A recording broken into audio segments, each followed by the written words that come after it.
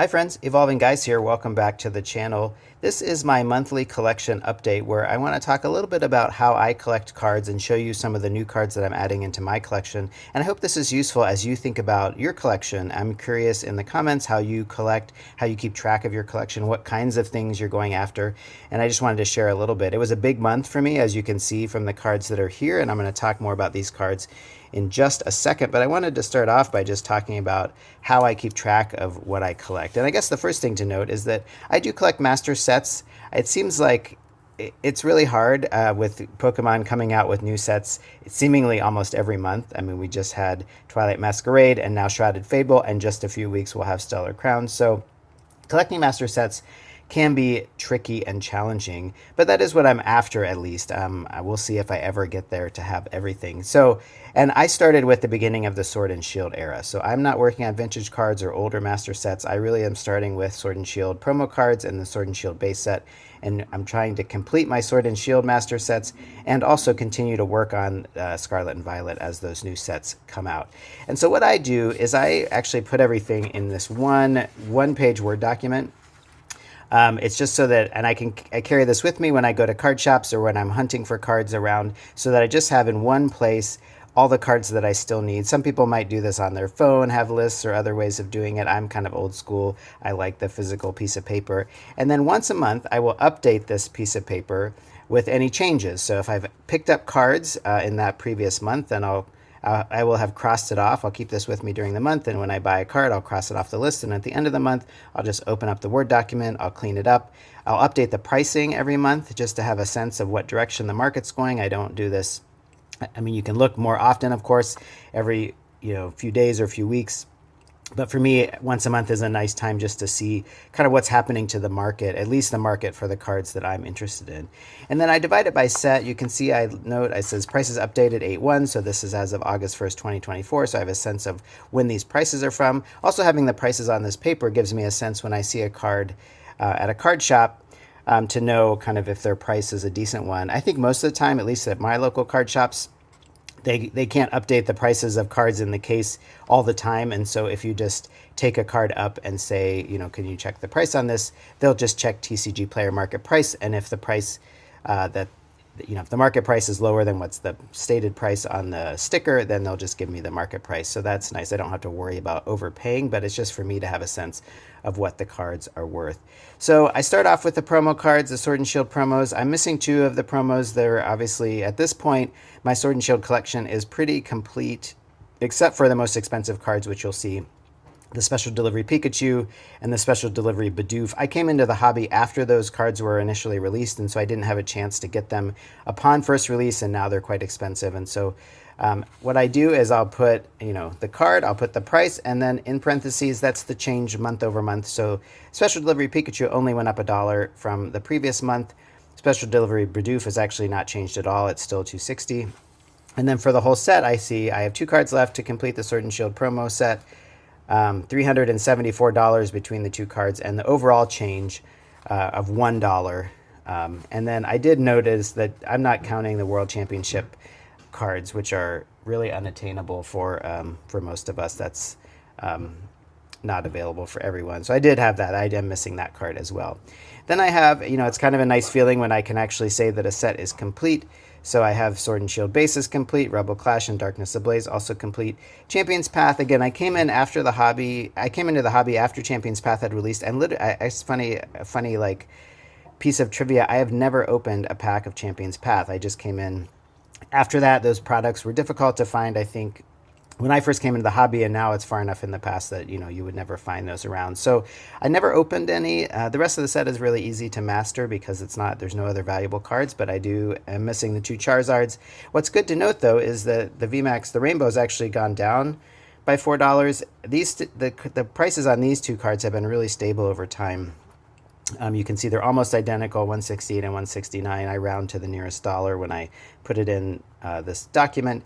But I'm still missing those two cards, so for me to complete this set, two cards, $337, a change of minus $4 actually over month, so they're stable or even declining a little bit.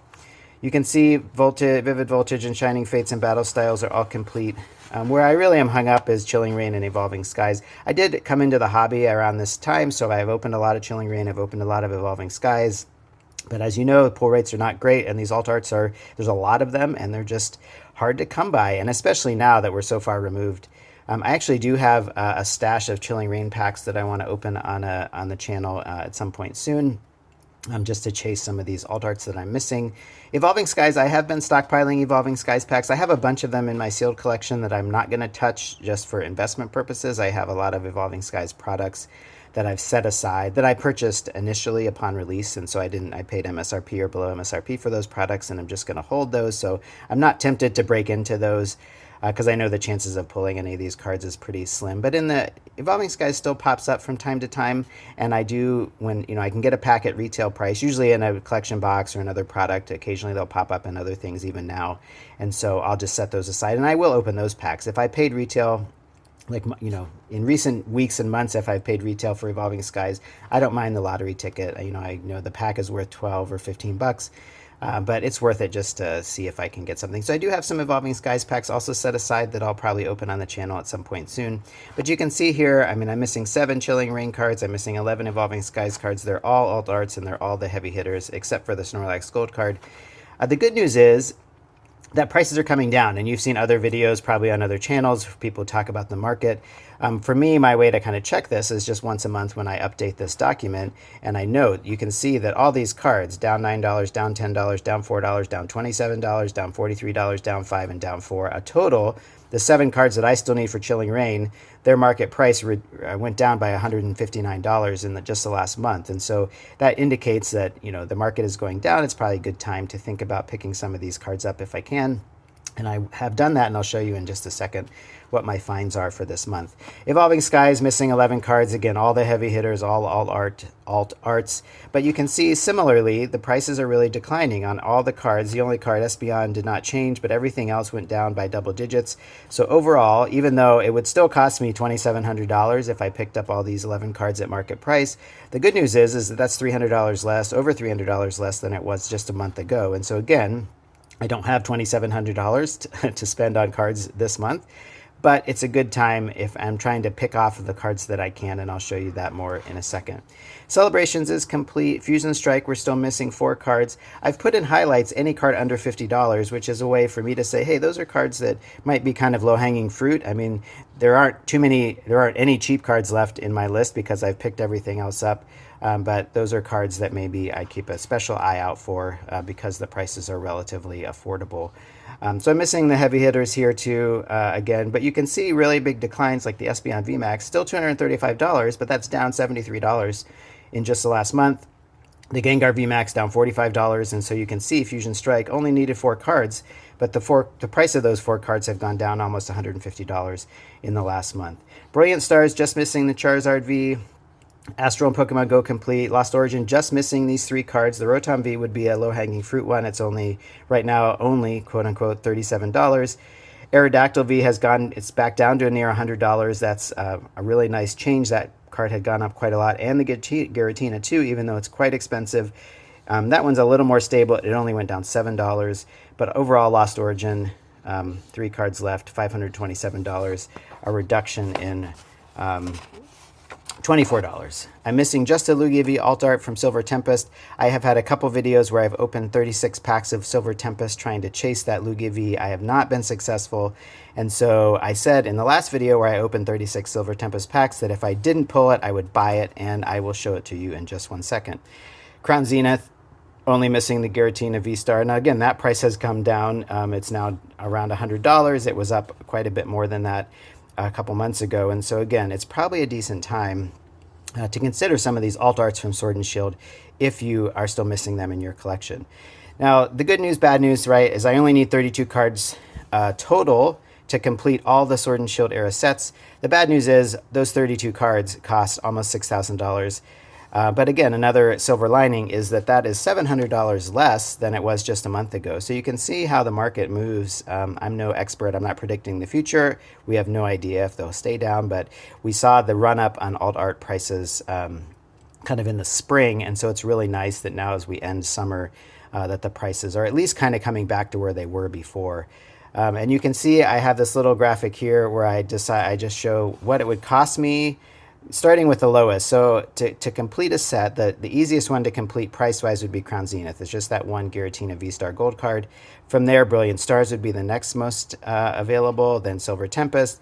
And then you start to get into like 3, 5, and then you can see Chilling Reign, $800. Evolving Skies still would be, you know, a lot of this cost, like half of this cost, to complete Sword and Shield would be just in Evolving Skies. So that's sort of how I keep track of things. And then, like I said, I carry this with me. So I'm excited to show you, as far as Sword and Shield alt arts go. This month I did add 4 exciting ones. The first 2 are these 2 kind of low-hanging fruit ones. The Zera Aura V from Chilling Reign. Again, the price on that came down to $42. That was a reduction of $9, and it's back under $50, which is nice, makes it very affordable, and I grabbed it at one of my local card shops. The Mew V, similar story, Fusion Strike. It's the most affordable remaining one that I need. And I just love this card. I'm kind of surprised it's not worth more. It's just like got a lot going on, a lot of vibrant colors, this great illustration of Mew in the middle, and all these other Pokemon kind of around him. So I think it's a very cool card. But it's only $35 right now. It has come down quite a bit. That's down $9 from the previous month, and it's down, which is down $14 from the month before that. So just a couple months ago, this card was $25 more expensive. So it's a good time, I think. I don't know if it's going to go down any further. I think I kind of doubt it, just because I think this is where it was maybe before the run-up in alt art prices. But it felt really good to me to get this for 35 bucks. The 2 heavy hitters that I picked up, I just decided to kind of go for it. The first one is the Brilliant Stars Charizard V. It's the only card I needed, and it's actually relatively affordable. Again, the price has come down, so I paid, market price for this was a little under $130 when I picked it up the other day. So again, that's a lot to spend on one card, and I realize that for some of you watching, that can seem really crazy, but for those who do collect, you know, this felt like, relatively speaking, a really good price point, because again, this card, just a month ago, this card was $171, and the month before that it was $200, and now I got it for $130, just market price. And so I feel really good about that price-wise. Now, it's a near mint copy. The centering is not amazing. And, you know, that's kind of a hard thing to weigh. Do I want to pay full market price for a card that would not be a PSA 10? I think the condition is good. The centering is not perfect. But I don't plan to grade these. I really just want these for my collection to complete my master sets. I realize that not every most loose copies that you're going to find now, probably anybody that had what they thought was a PSA 10 who is at all interested in grading probably has tried to grade it by now. And so I don't feel bad about getting one that's not maybe pristine 10 kind of. I mean, I want it to be a near mint copy, but I don't care if the centering is perfect. And then, you know, who knows? I still have some Brilliant Stars packs, or if I ever in the future get a chance to like get a better copy of this, I could trade it out and resell this one. But I'm just excited to pick this up for the collection. This is a great card, and a little surprising maybe that it's, you know, relatively affordable compared to some of the other alt arts, but as you can see, and one really exciting thing for me is that this crosses off the last card I need for Brilliant Stars, and so now that set is complete. So now that also means that I don't have to chase Brilliant Stars packs. If I ever acquire a Brilliant Stars pack, just you know, through a collection box or some other way, I'll set that aside and I can use it for other purposes. I don't have to feel the pressure to open it because I don't need any cards in the set, and I can use that for other things. There are other things I do with them. And then last but not least, Lugia V. This is the one I've been chasing. I've opened a lot of Silver Tempest in the last few months. One of my local stores has an endless supply of those sleeved single pack blisters. And then I also have, you know, Silver Tempest is in quite a few products still, end of Sword and Shield and beginning of Scarlet and Violet products. So I've had 2 different videos on the channel where I've opened 36 packs.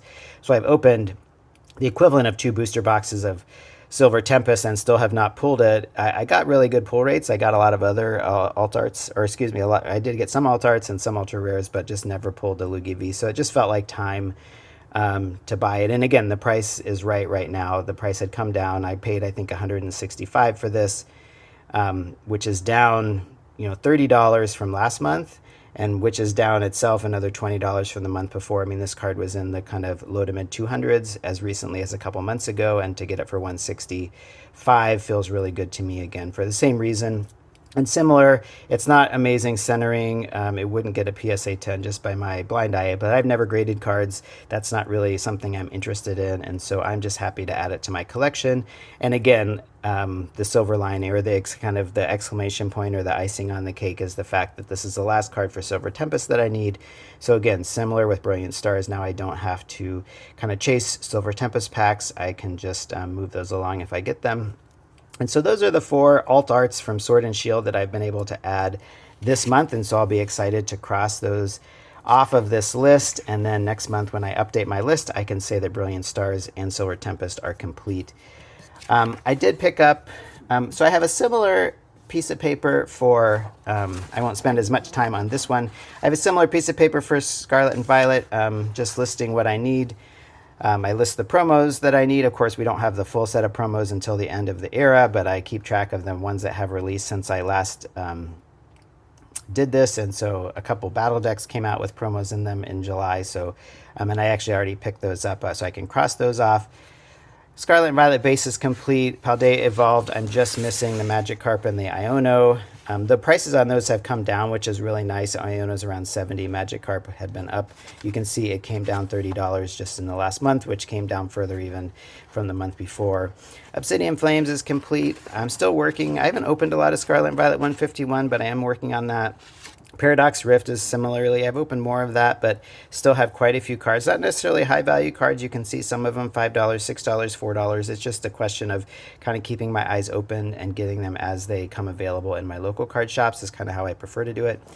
Paldean Fates, I made a lot of progress last month. I picked up quite a few of these cards to try to narrow this list because, as you know, it's a huge set. There's a ton of shinies.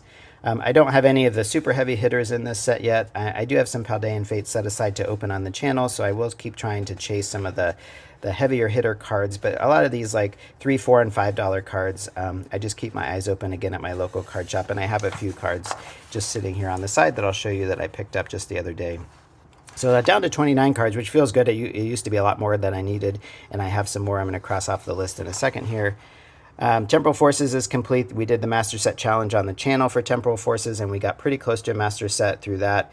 Twilight Masquerade, we did a similar Master Set Challenge. It was a little bit harder, in our opinion, to complete that one. I didn't pull any of the top 3 cards, so you can see I'm still missing the Greninja, the Carmine, and the Perrin. But the other cards that I'm missing are all relatively low-value cards, and it's just a question of kind of slowly but surely adding them to my collection. So you can see when it comes to remaining sets, Paldea Evolve would be the least expensive to complete, but it's just 2 cards, those Magikarp and Iono cards. Paradox Rift is next, only $175 for 14 cards, so I've gotten the most expensive Paradox Rift cards actually already out of the way, so it's just picking up some of these remaining ones. You can see I need 12, Scarlet and Violet around $400, Paldean Fates will be about $450, and Twilight Masquerade. Most of that cost in Twilight Masquerade is driven by the top 3 cards. The rest of the cards are not that expensive. I do try to get reverse hollows, and so I try to keep track of reverse hollows. I'm a few sets behind in reverses, but I will eventually get to those pretty soon.